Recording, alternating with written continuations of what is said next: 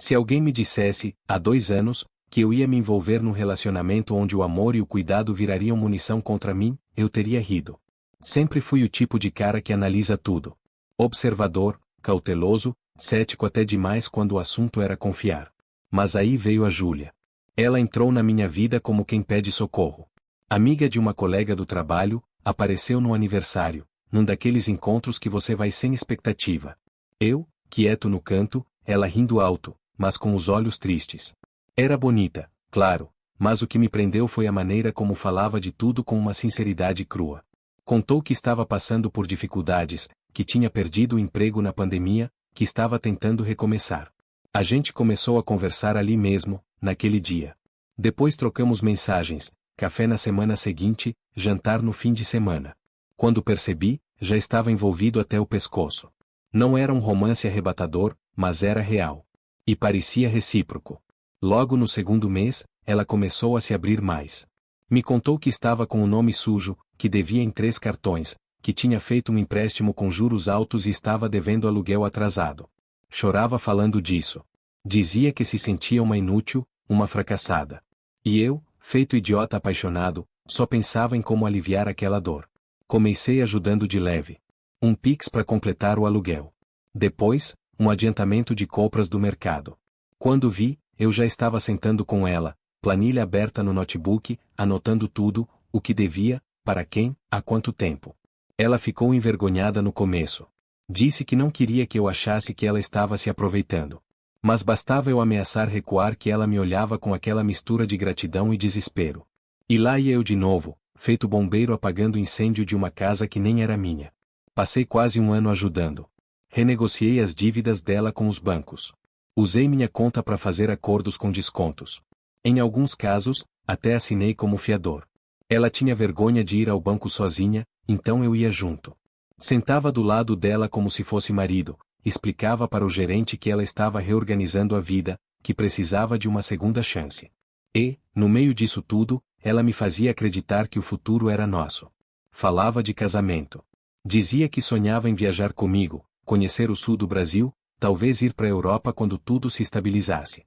Me chamava de meu anjo, me dava presentes simbólicos, escrevia bilhetes dizendo que eu era o primeiro homem que cuidava dela de verdade. Com o tempo, as contas foram se ajustando. O nome dela saiu da lista de inadimplentes. Recebeu propostas de cartão novamente. Um banco chegou a oferecer crédito pré-aprovado. E foi ali que a coisa começou a mudar. Ela ficou mais distante. Começou a sair mais com as amigas. Disse que queria retomar a vida social, que se anulou demais nos últimos tempos. Eu entendi. Apoiei. Sempre disse que ela precisava reencontrar quem era. Mas junto com isso vieram as desculpas. Cancelava nossos encontros dizendo que estava cansada. Respostas por mensagem vinham secas. Às vezes, eu via stories dela em barzinho com gente que eu nem conhecia. Um dia, perguntei com jeitinho se estava tudo bem. Ela disse que era só uma fase. Tô me reencontrando, sabe? Preciso de espaço para respirar um pouco. Aquilo me doeu, mas eu respeitei. Achei que era parte do processo. Afinal, ela passou por muita coisa. Talvez precisasse de um tempo para processar tudo. Mas o que eu não esperava era o que viria depois.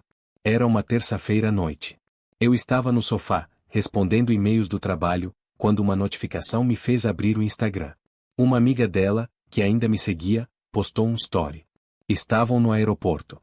E lá, em destaque, estava a Júlia, de mãos dadas com um cara alto, barba por fazer, mochila nas costas. Legenda: prontos pro mochilão dos sonhos avião Globo mostrando a Europa e a África coração azul. Fiquei olhando pra tela sem entender. Voltei o vídeo várias vezes. Achei que fosse antigo. Mas não era. O nome do aeroporto aparecia no check-in, com a data atual. Fui no perfil dela. Nada. Stories fechados. Feed apagado. Meu peito travou. Minha cabeça ficou quente. Peguei o celular e liguei. Caiu direto na caixa postal. No dia seguinte, ela me mandou mensagem como se nada tivesse acontecido. Oi, tudo bem? Respondi seco, você viajou? Demorou 3 horas para responder. E veio com um balde de água gelada. Viajei sim. Acho que é o momento de me reencontrar. Eu e você somos diferentes, Carlos. Eu sou grata por tudo, de verdade. Mas não posso viver te devendo para sempre. Aquilo me rasgou por dentro.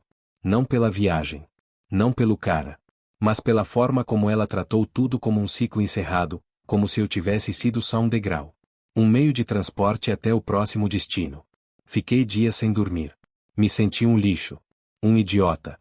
Um financiador de sonhos alheios.